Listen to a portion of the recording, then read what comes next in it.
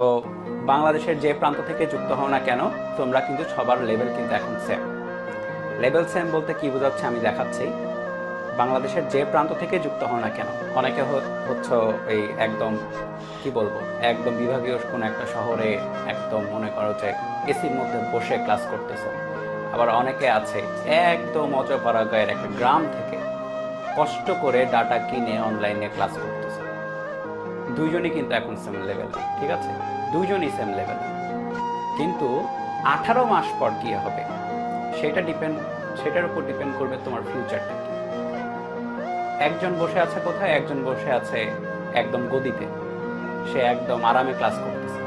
আরেকজন বসে আছে কোথায়, খুবই কষ্ট করে বসে আছে, হয়তো মাটির উপর বসেও হয়তো ক্লাস করতেছে। অনেকে করতেই পারে, এরকম স্টুডেন্ট আমরা পাই না। সো এরকম স্টুডেন্ট থাকে। সো দুইজনই একই পড়া করতেছে, দুইজনই একই টিচারের কাছে পড়তেছে, কিন্তু দুইজনের ফিউচার এক না। দুইজনের ফিউচার কি হবে সেটা ডিপেন্ড করবে 18 মাস। এখন তোমরা আমাকে বলবা যে 18 মাস পর তোমাদের কি, 18 মাস পর বা ওই টাইমটাতে তোমাদের কি হবে বলো তো, গেস করে বলো তো। 18 মাস পর তোমাদের অ্যাডমিশন। রাফসান নাজিব, হ্যাঁ এই তো অ্যাডমিশন। সো অ্যাডমিশনে তুমি কি ফলাফল করবা সেটার উপর ডিপেন্ড করে অ্যাকচুয়ালি তোমার কি বলে ফিউচারটা নির্ভর করবে। তুমি তার আগের লাইফটা কি করছো, তার আগের লাইফে কোথায় বসে পড়াশোনা করেছো, তোমার ফাদার কি করে, তোমার মাদার কি করে, তোমার প্যারেন্টস কি করে, কিচ্ছু ম্যাটার করে না ওই জায়গায়। অ্যাডমিশনের পর তুমি নিজেই তোমার লাইফটাকে বিল্ড আপ করবা এবং তোমার নিজের পরিচয়টা তুমি পাবে, বুঝছো? আর অ্যাডমিশনের আগে এই যে 18 মাস খুবই ভাইটাল।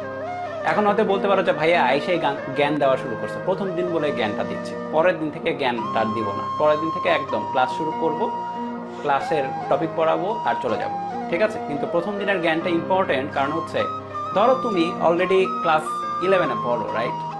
সো তোমরা কতদিন হলো 11-এ উঠেছো, কতদিন হলো কলেজে ভর্তি হয়েছে, কয় মাস হলো অ্যাকচুয়ালি, কয় মাস হলো কলেজে ভর্তি হয়েছে বলো তো একটু তোমরা? অনেকে বলছো 4 মাস, আচ্ছা 3-4 মাস অ্যাকচুয়ালি।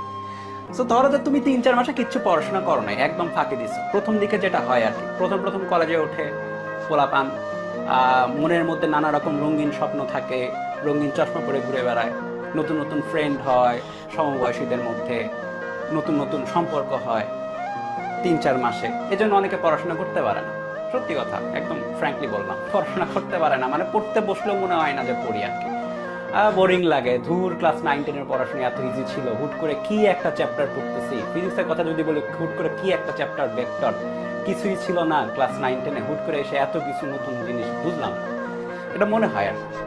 কিন্তু দেখো তুমি যে ক্লাসে বসে আছো, এই যে এখানে কতজন আছে, এখানে 1005 জন লাইভে আছে, এই 1005 জনের মধ্যেই 18 মাস পরে গিয়ে ডিফারেন্সটা দেখবা, অথচ সেম জায়গায় বসে আছো, সেম ক্লাস করতেছো। 18 মাস পরেই তোমাদের মধ্যে ডিফারেন্স ক্রিয়েট হয়ে যাবে। কেউ কাউকে চিনবে না। যে ভালো জায়গায় চান্স পাবে তার ভাব হবে আলাদা লেভেলের, সে মনে করো কাউকে পাত্তাই দিবে না অন্য কাউকে। আবার যে মনে করো চান্স পাবে না, সে কারো পাত্তা চেয়েও পাত্তা পাবে না, ইভেন তার মনের মধ্যে হতাশা চলে আসবে। সো আমি যদি টাইম লাইনটা আঁকাই, ইফেক্টিভ ভাবে 10 মাস এনাফ। তোমাদের যে শর্ট সিলেবাসটা দেওয়া আছে পুরোপুরি পড়লে 10 মাস এনাফ। এখন ব্যাপার হচ্ছে দুইটা জিনিস, একটা হচ্ছে এপ্রিলের আগের পড়াশোনা, এপ্রিলের আগে এক রকমের পড়াশোনা এইদিকে, এবং এপ্রিলের পরে আরেক রকমের পড়াশোনা অ্যাডমিশন পর্যন্ত। এখন কোন পড়াশোনাটা তোমার লাইফের কি বলে যে তোমার ক্যারিয়ারটা নির্ধারণ করবে, এইটা নাকি দুইটাই, ওটা দ্বিতীয়টা নাকি দুইটাই? সবাই এখন ভালো ভালো কথা বলে, ওই যে থাকে না, ওই যে আইডিয়াল স্টুডেন্ট একটা ছিল না, আইডিয়াল স্টুডেন্ট একটা প্যারাগ্রাফ ছিল, ওইখানে ওই প্যারাগ্রাফ লিখতে যে সবাই একদম খুব ভালো স্টুডেন্ট হয়ে যায়। An ideal student is he who studies regularly, যে হচ্ছে রেগুলার স্টাডি করে, সব পড়াশোনা করে ফেলে আর কি, একদম সব কথা শুনে ফেলে, মানে সবার কথা শুনে, লাইক টিচারদের কথা শুনে, প্যারেন্টসের কথা শুনে, পরীক্ষার আগে সব কভার করে ফেলে, আইডিয়াল স্টুডেন্ট। এই যে অ্যান্সার দিতে বলছি, সবাই আইডিয়াল স্টুডেন্ট হয়ে গেছে, সবাই বলছে হ্যাঁ ভাইয়া দুইটাই। এখান থেকে যা পড়বো পুরোটাই ইম্পর্টেন্ট। আইডিয়াল স্টুডেন্ট সবাই। এটার বাস্তবায়ন করবে 10%। কয়জন আছো? 1294 এখন। 120 জনের মতো এটা বাস্তবায়ন করবে। আইডিয়াল স্টুডেন্ট কারা জানো? এই যে ক্র্যাশ কোর্স শুরু করছো না, আজকের দিনে কালকের দিনে 2 দিন মিলে শুরু করছো, একদম লাস্ট ডেটে দেখো কয়জন লাইভ থাকে। একদম লাস্ট ডেটে দেখো কয়জন লাইভ থাকে। ওই কয়েকটাকে বলবা যে একটু আইডিয়াল স্টুডেন্ট আসে, হ্যাঁ এরা রেগুলারলি ক্লাসগুলো করছে। সো এই যে আজকে বলতেছো, ভাবতেছো ভালো হয়ে যাব, ভালো হইতে টাকা পয়সা যেহেতু লাগে না, ভালো হয়ে যাব, কিন্তু কালকে থেকে দেখবা যে কালকে সকালে উঠে ভুলে গেছো এই জিনিসটা।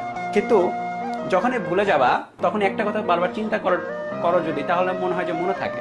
কিরকম কথা চিন্তা করবা? চিন্তা করবো এরকম যে তুমি আসলে কেউ না, ইউ আর নাথিং। তুমি 11-এ পড়া একটা স্টুডেন্ট না, বুঝছো? তোমার প্যারেন্টস কি করে ওটা ম্যাটার না। তোমাকে কিছু একটা হইতে হবে, হওয়ার জন্য তোমাকে এই জায়গাটা ভালো মতো পার করতে হবে। আর এই জায়গাটা ভালো মতো পার করার জন্য তোমার এখন থেকে শুরু করতে হবে। যারা এই জায়গাটা ভালো মতো পার করে তারা কেউ এমন না যে এই 4-5-6 মাসে জাদু কইরা খুব ভালো চান্স পাওয়া যায়, এমন না। তারা আগে থেকেই ফাইট করে, তারা আগে থেকেই প্রিপেয়ার থাকে, তারা আগে থেকে লক্ষ্য সম্পর্কে স্থির থাকে যে হ্যাঁ আমি জানি যে আমি কি হতে চাই, আমি জানি আমি মেডিকেলে পড়তে চাই, আমি জানি আমি বুয়েটে পড়তে চাই, কুয়েটে পড়তে চাই, রুয়েটে পড়তে চাই, চুয়েটে পড়তে চাই। জানে যারা আগে থেকে ফাইট করে।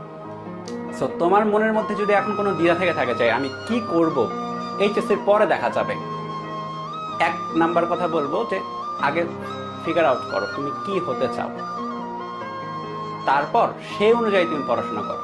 কারণ মেডিকেলে ভর্তি হতে চাইলে পড়াশোনা একটু আলাদাভাবে করতে হয়, ইঞ্জিনিয়ারিংয়ে ভর্তি হতে চাইলে পড়াশোনা আরেকটু আলাদাভাবে করতে হয়। এইচএসসি পরীক্ষা তাহলে কি ভাইয়া? তাহলে এইচএসসি ক্র্যাশ কোর্স নাম কেন? অ্যাডমিশন ক্র্যাশ কোর্স দিবেন। এইচএসসি পরীক্ষা একটা স্টেপ, এবং এই স্টেপটা মাঝ বরাবর স্টেপ। এই স্টেপটা অতিক্রম করার পরে তুমি অ্যাকচুয়ালি বুঝতে পারবা যে তুমি অ্যাকচুয়ালি কতটা প্রিপেয়ার্ড ফর অ্যাডমিশন। এইচএসসি পরীক্ষার এই স্টেপের উপর ডিপেন্ড করবে হচ্ছে তুমি বুয়েটে পরীক্ষা দিতে পারবা কিনা। বুয়েটে এবার কত পার্সেন্ট মার্ক চেয়েছে জানো?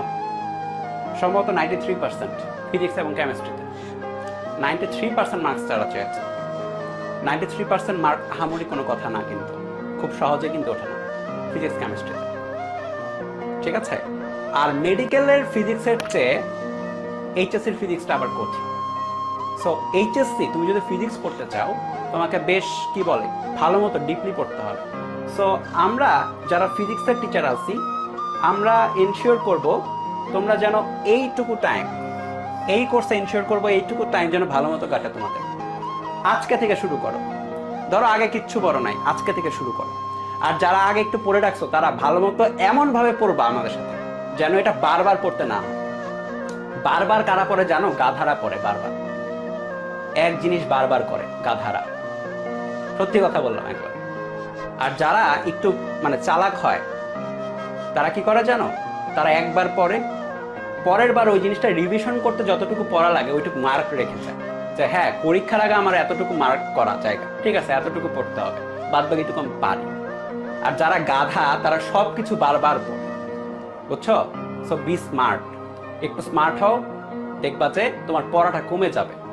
একবারই পড়বা, সব কষ্ট একবার করবা, পরবর্তীতে পরীক্ষার আগে তুমি জানো যে এই জায়গা থেকে এই জায়গায় প্রশ্ন হয়, এই জায়গা থেকে এইচএসসিতে প্রশ্ন হয়, এই জায়গা থেকে অ্যাডমিশনের প্রশ্ন হয়, এই জায়গা থেকে ইঞ্জিনিয়ারিং এর প্রশ্ন হয়, এই জায়গা থেকে মেডিকেলের প্রশ্ন হয়, তুমি জানো, ফিগার আউট করে ফেলবা পড়ার সময়। তাহলে এর পরের জার্নিটা তোমার জন্য ইজি হবে।